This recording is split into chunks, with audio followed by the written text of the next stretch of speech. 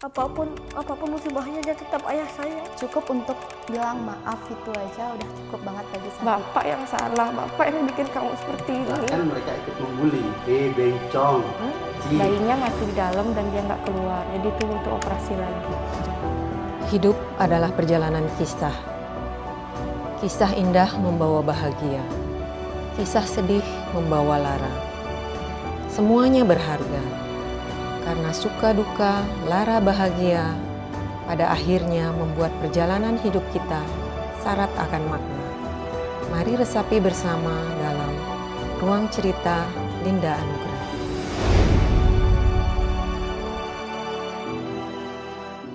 Halo, selamat siang Bapak-bapak, Ibu-ibu, sahabat sekalian. Kembali lagi kita bertemu di YouTube channel Ruang Cerita Linda Anugrah. Seperti biasa, semua kisah yang kami ungkap dalam channel ini mengandung inspirasi, pelajaran, dan hikmah untuk kita semua. Hamil di luar nikah barangkali menjadi suatu momok yang luar biasa menakutkan bagi semua pasangan suami istri yang memiliki putra-putri yang beranjak remaja.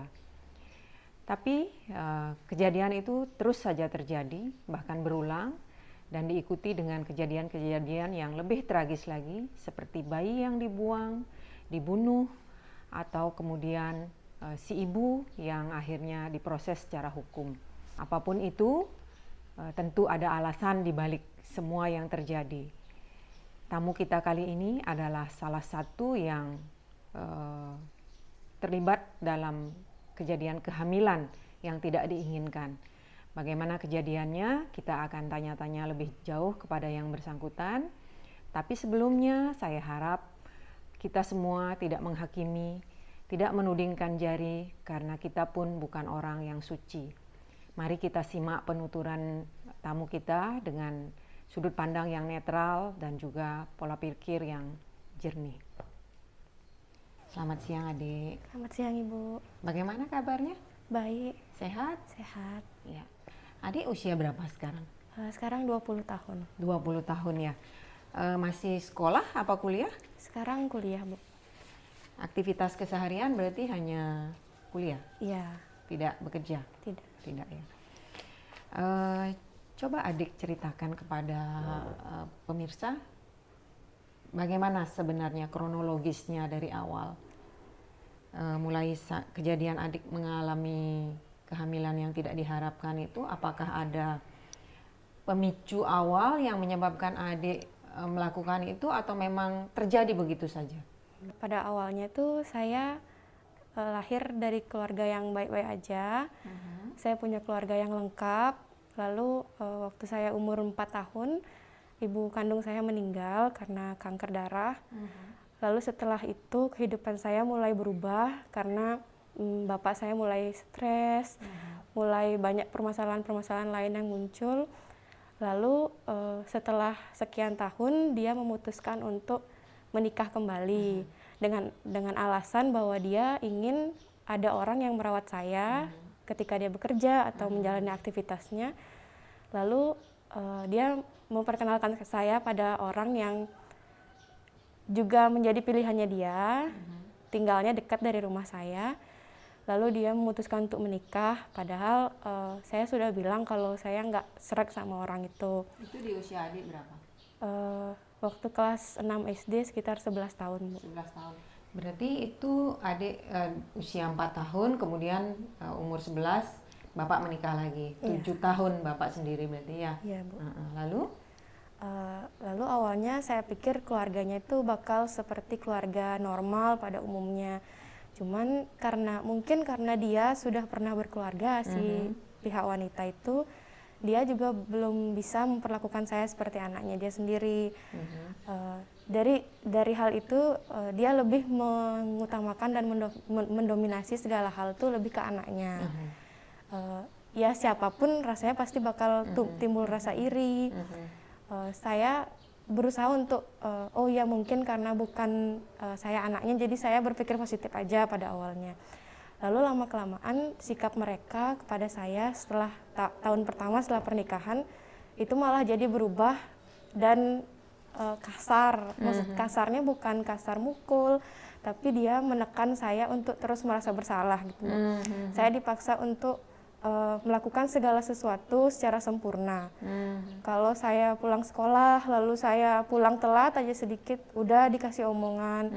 Kalau kerjaan saya tuh nggak benar, saya nyapunya kurang bersih, dia selalu ngeluarin kata-kata yang bikin mental saya itu down.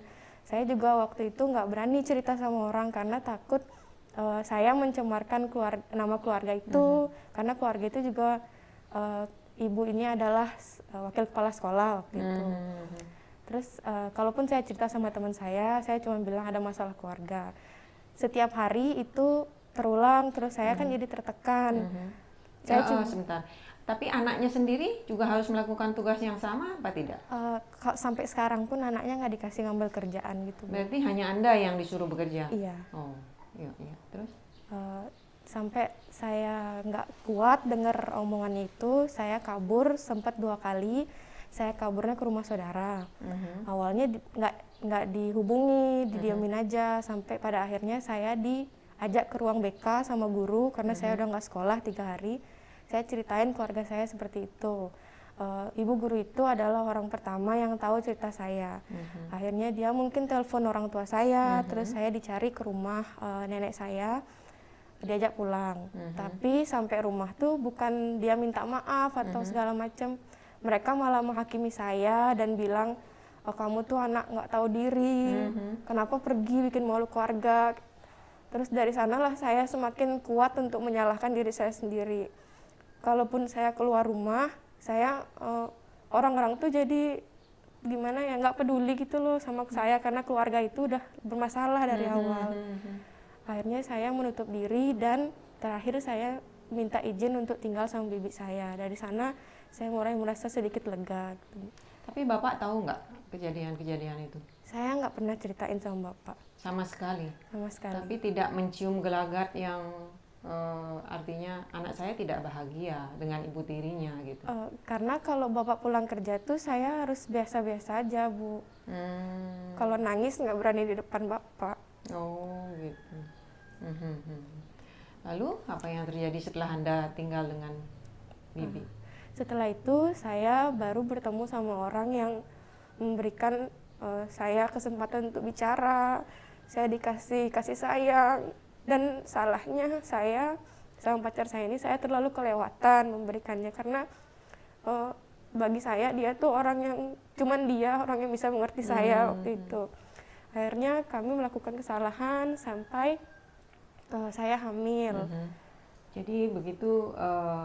Kalau sekilas kita dengarkan dari cerita adik ini, ada luka batin sejak dia kecil yang kemudian dia cari pemenuhan gelas kasih sayangnya itu pada orang lain. Yang kebetulan saat itu yang bisa memenuhi dalam tanda kutip rasa hausnya akan kasih sayang adalah dari seorang laki-laki. Dalam usia sebegitu tentu dia belum sepenuhnya bisa membedakan mana yang boleh dilakukan dan mana yang belum boleh dilakukan. Mungkin kira-kira seperti itu. Di mana adik pertama kali bertemu dengan pacar? Di tempat kerja. Di tempat kerja? Iya. Oh, adik kerja waktu itu? Karena saya nggak dikasih uang, jadi saya nyari kerjaan sampingan kayak catering gitu, Bu, untuk bantu-bantu untuk bekal. Jadi kenal di situ. Iya. Saat kemudian katakanlah hilaf gitu ya, melakukan apa yang seharusnya tidak boleh dilakukan karena belum ada ikatan di antara kalian. Apakah adik dan pacar waktu itu menyadari resikonya? Menyadari, cuman karena kami masih sangat muda, juga takut mengecewakan orang tua. Jadi kami sempat berpikir untuk mengakhiri kehamilan. Cuman karena tidak direstui oleh Tuhan, jadi saya sendiri bilang sama dia, untuk apapun konsekuensinya, saya mau rawat anak ini. Cuman saya pingin dikasih kesempatan untuk ngelanjutin sekolah saya. Akhirnya saya keluar, cari tempat yang bisa menampung dulu anak saya sementara saya menyelesaikan sekolah. Saya datang ke beberapa panti asuhan, cuman memang di sana harus diadopsi anaknya. Jadi saya kan nggak mau, Bu. Saya berusaha cari lagi sampai saya ketemu rumah yang bisa menjaga anak saya, merawat dan menunggu saya sampai saya bisa mengambil dia kembali. Artinya sebenarnya dari dalam diri Anda, dari dalam hati dan naluri Anda sebagai perempuan ingin merawat bayi Anda seperti itu ya. Cuman situasinya sedang tidak mengizinkan begitu ya. Iya, Bu. Lalu pada saat Anda berusaha melakukan hal-hal yang untuk mengakhiri kehamilan itu, pacar Anda mendampingi nggak? Enggak, saya sendiri. Sendiri? Iya. Tapi kan itu mengandung resiko. Iya. Artinya kalau sampai terjadi pendarahan atau hal-hal yang membahayakan kan nyawa Anda yang menjadi taruhan. Anda sadari itu? Saya tahu, Bu. Tidak dicegah oleh pacar? Karena waktu itu kami udah nggak punya pilihan lain. Terus sampai akhirnya gagal, kan saya sudah nunggu sampai malam, sudah kesakitan dan gagal. Saya browsing lagi, saya tanya sebenarnya yang gagal dan yang berhasil itu gimana, dan 100% gagal. Saya bilang sama dia, kalaupun nanti anakku lahir dalam keadaan cacat, itu adalah kesalahanku. Aku akan rawat dia apapun bentuknya, saya bilang gitu. Dan dia juga bilang, aku pasti sayang sama anak ini, dia bilang kayak gitu. Jadi sekarang kami berusaha sekali untuk memberikan waktu kami untuk dia. Jadi karena kami tahu kami bersalah dan kami nggak mau buat kesalahan lagi.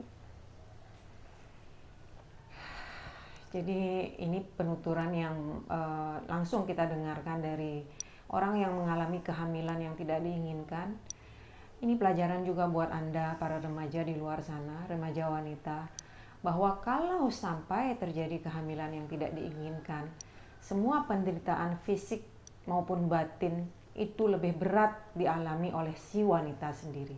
Sedangkan laki-laki, meskipun dia dalam hal ini, dalam kasus ini dia bertanggung jawab, tapi dia tidak ikut merasakan penderitaan fisiknya. Lalu saat adik pertama kali hamil lah katakan begitu ya, dari mana adik tahu? Waktu itu saya ada acara Natalan bersama. Terus saya waktu itu seharusnya sudah menstruasi, datang bulan. Cuman setelah lewat 1 minggu saya mulai curiga. Biasanya kalau telat pun dia paling 2 hari 3 hari.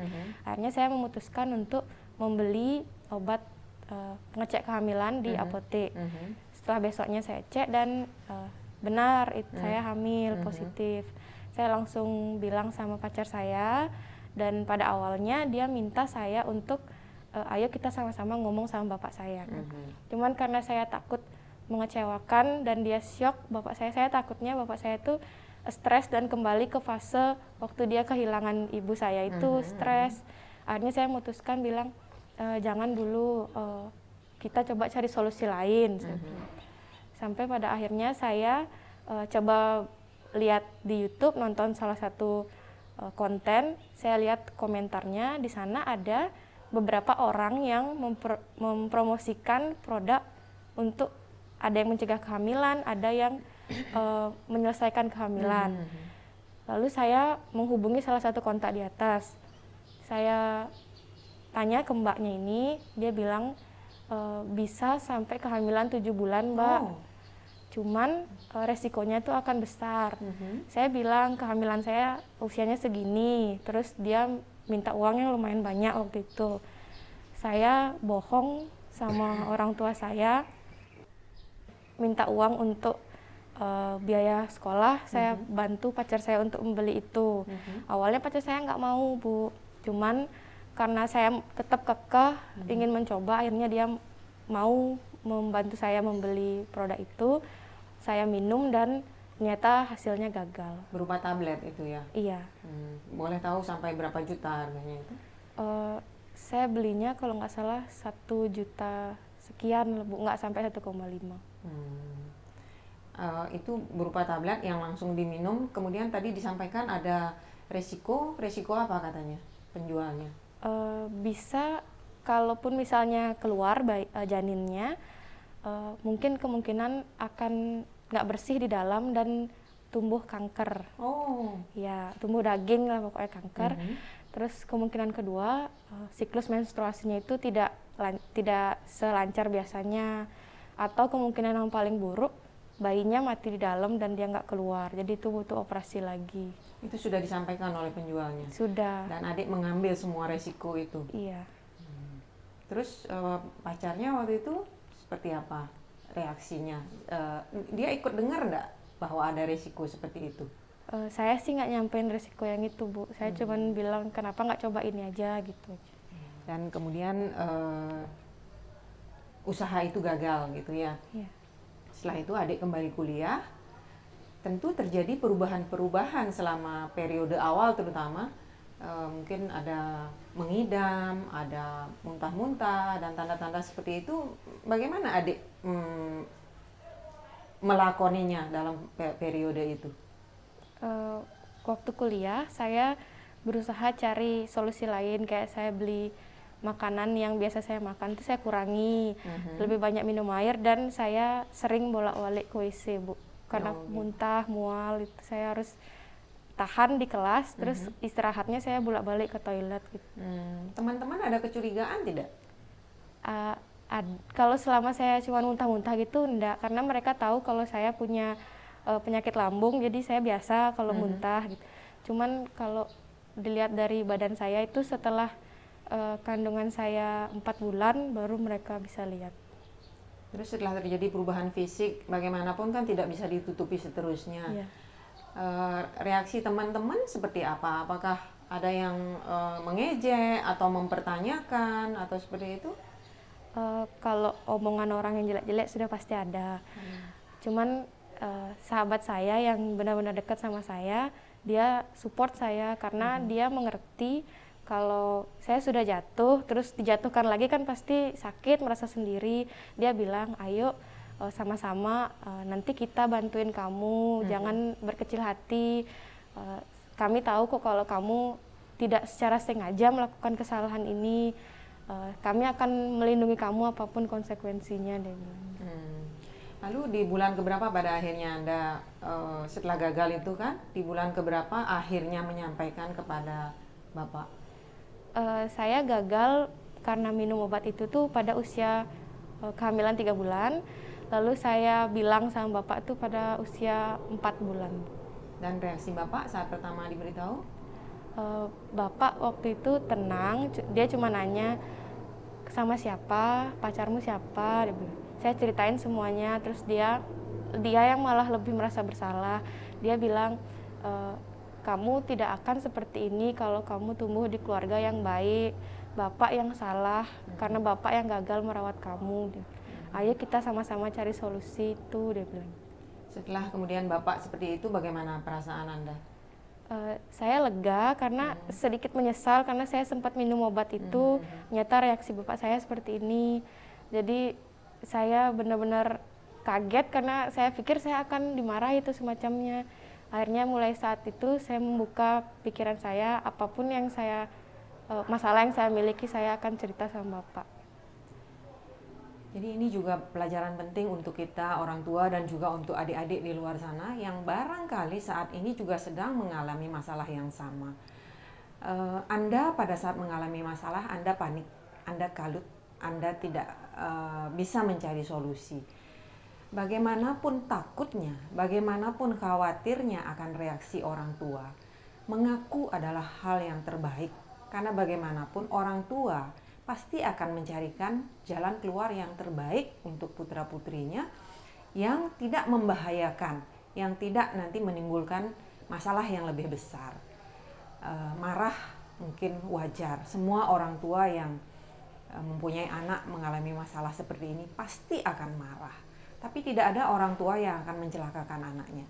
Itu yang harus Anda jadikan pegangan.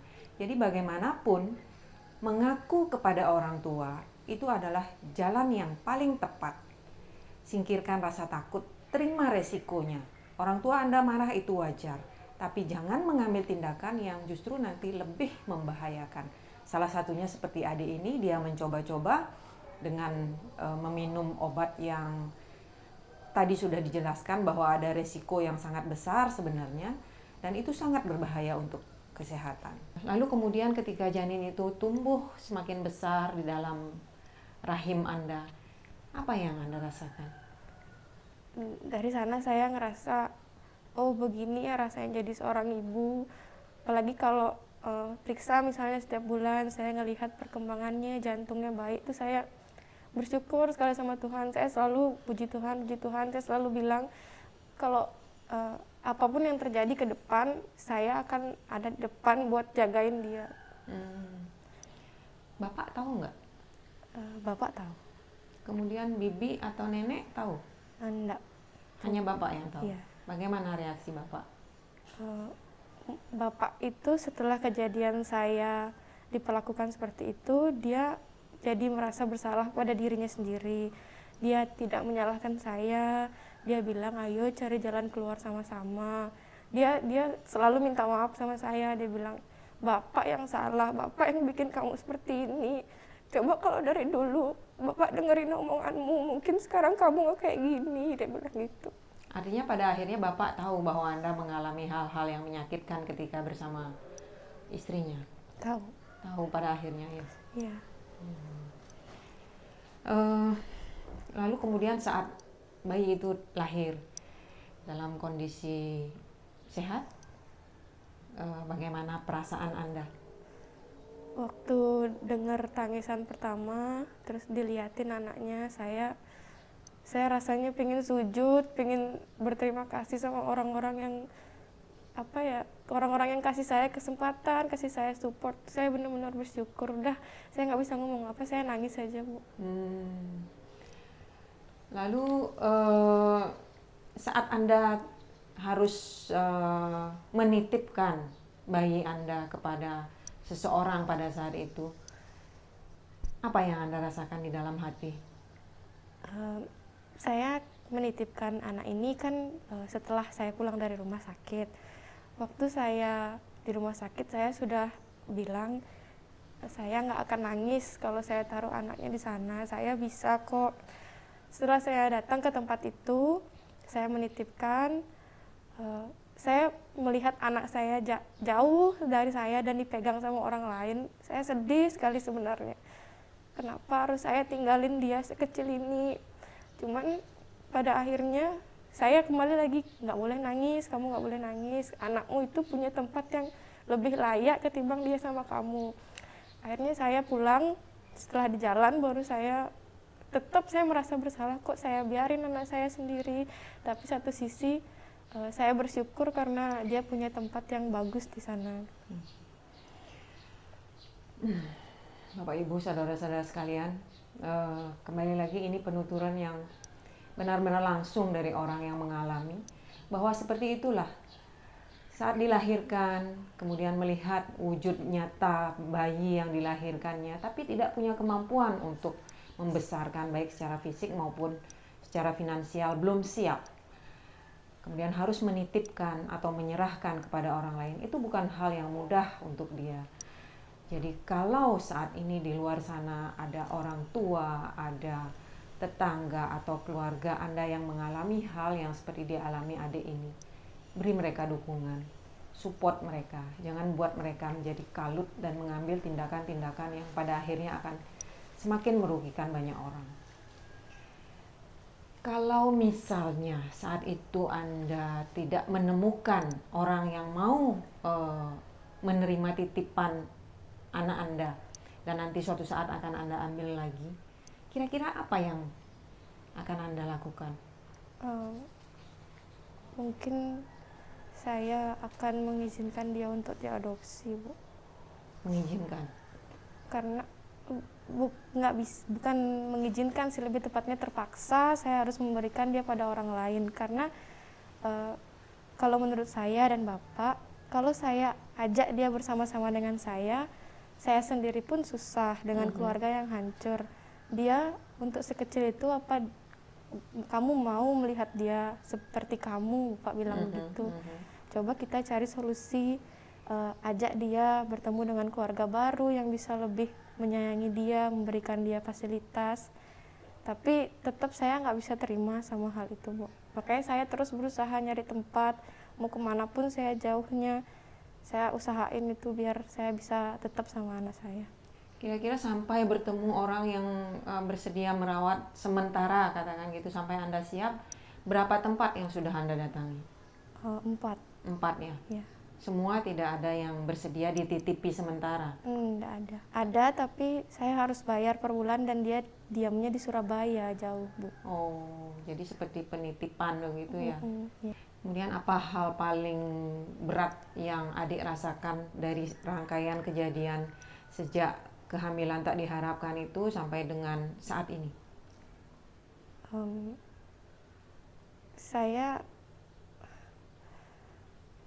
Saya berusaha untuk membawa diri saya ketika saya melihat anak saya besar sampai sekarang. Saya banyak hal yang saya syukuri. Dulu saya apa-apa sedikit ngeluh, bilang saya kok nggak bisa kayak orang lain, saya kok lahirnya dari keluarga yang kayak gini.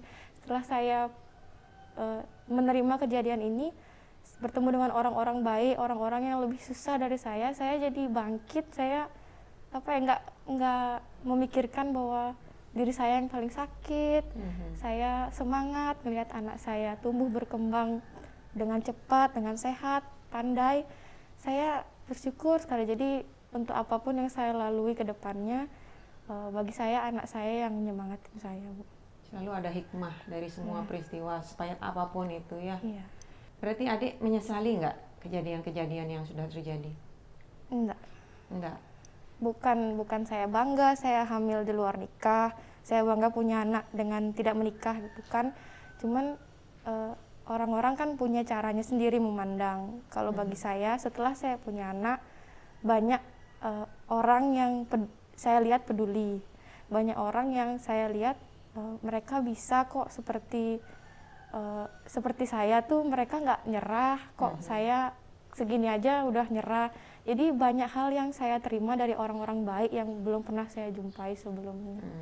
Jadi saya nggak pernah menyesali apapun yang terjadi. Ya, karena anak juga termasuk adalah anugerah ya. Tidak semua orang mendapat kepercayaan untuk mendapatkan anak, sedangkan Anda meskipun caranya dan jalannya berliku, tapi itu tetap rezeki dan anugerah yang luar biasa dari Tuhan, ya kan? Mungkin ada yang ingin adik sampaikan kepada remaja-remaja putri di luar sana, atau orang tua dari remaja-remaja putri yang saat ini barangkali sedang dalam situasi yang sama seperti yang pernah adik alami. Mungkin ada yang bisa disampaikan? Untuk orang tua yang merasa bahwa kurang waktu untuk anaknya, merasa sedikit-sedikit sering menyalahkan anak, ayo sama-sama kalian ajak anak kalian untuk bangkit. Jangan sedikit-sedikit disalahkan, karena itu bisa membuat mental anak Anda itu jatuh. Mereka akan mencari kasih sayang di luar, dan mereka belum tentu mendapatkan kasih sayang yang tepat. Karena orang tua di luar sana harus tahu bahwa kasih sayang yang paling baik itu adalah kasih sayang dari orang tua. Jadi tolong hargai anak Anda sebelum dia mengecewakan Anda. Semoga itu juga menjadi catatan penting untuk para orang tua di luar sana, bahwa anak itu juga rezeki sekaligus tanggung jawab. Bahwa kita harus memperhatikan tidak hanya kebutuhan fisik mereka, tapi juga kebutuhan batin untuk merasa diperhatikan, merasa diberi kasih sayang, didukung. Sebelum seperti apa yang disampaikan adik tadi, dia mencari cara untuk memenuhi kebutuhannya akan kasih sayang di luar dari orang yang mungkin saja tidak tepat, yang barangkali justru akan menjerumuskan dia ke hal-hal yang negatif. Satu lagi adik, apakah sampai saat ini pacar adik menunjukkan rasa ingin bertanggung jawab? Iya, Bu. Iya. Dan terhadap anak juga seperti itu? Iya, kami mulai belajar nabung untuk anak. Terus kami apa-apa itu setelah mendapat uang dari gaji, berusaha untuk menyisihkannya untuk anak. Jadi biasanya kami beli barang-barang untuk kami sendiri, sekarang kami ngutamain anak. Ya. Bagaimanapun naluri sebagai ibu, naluri sebagai ayah pasti muncul ya, apalagi melihat perkembangan anak seperti itu ya. Jadi harapan Anda nanti ke depan dengan pacar bagaimana? Saya berharap kami bisa meresmikan hubungan, menjaga anak kami sama-sama sampai dia besar dan sampai kami tua. Jadi demikian Bapak Ibu, saudara-saudara sekalian, kita hargai niat baik adik ini dan pacarnya yang bagaimanapun saat ini mereka masih dalam usia yang muda, tapi sudah punya tanggung jawab, sudah punya keinginan baik, niat baik untuk merawat anaknya ketika mereka nanti sudah siap dan sudah selesai studinya. Mari kita doakan yang terbaik untuk mereka dan terutama untuk anak mereka. Kadang kehidupan memang penuh ironi. Di luar sana banyak pasangan suami istri yang sudah menikah dengan sah, mengharapkan kehadiran putra-putri dalam rumah tangganya, tapi belum diberi kepercayaan dan tanggung jawab oleh yang di atas. Tapi di sisi lain banyak pasangan muda yang belum siap secara fisik, mental, bahkan juga belum sah hubungannya, dikaruniai, diberi kepercayaan untuk menjadi orang tua. Apapun itu yang terjadi tentu bukan suatu kebetulan, tapi sudah menjadi suratan takdir dan nasib masing-masing orang. Tetap ada pelajaran penting yang bisa kita petik dari apa yang dialami oleh adik ini, bahwa kita sebagai orang tua harus memperhatikan, memberi kasih sayang, dan juga mendukung anak-anak kita agar tidak mengambil jalan yang salah nantinya, yang akan menjadi penyesalan bagi semua orang yang terlibat di dalamnya. Dan juga pelajaran penting kepada adik-adik remaja di luar sana, hati-hatilah bergaul, hati-hati membawa diri, hati-hati mengambil keputusan. Karena kalau sampai terjadi kehamilan yang tidak diinginkan, yang paling dirugikan adalah pihak wanita. Dan saya selalu berharap bahwa dari semua cerita yang kita tampilkan di YouTube channel Ruang Cerita Linda Anugrah ini, kita semua dapat mengambil inspirasi, motivasi, pelajaran, sekaligus hikmah. Sebelum saya akhiri, saya kembali akan berbagi-bagi hadiah. Bagi Anda yang menginginkan topik keren seperti yang saya pakai ini, silahkan subscribe, like, dan yang paling penting share video ini di akun medsos Anda agar lebih banyak orang yang bisa menyaksikan cerita-cerita inspiratif di channel ini. Tetap saksikan YouTube channel Ruang Cerita Linda Anugrah dan nantikan cerita-cerita inspiratif lainnya. Terima kasih, selamat siang dan sampai jumpa.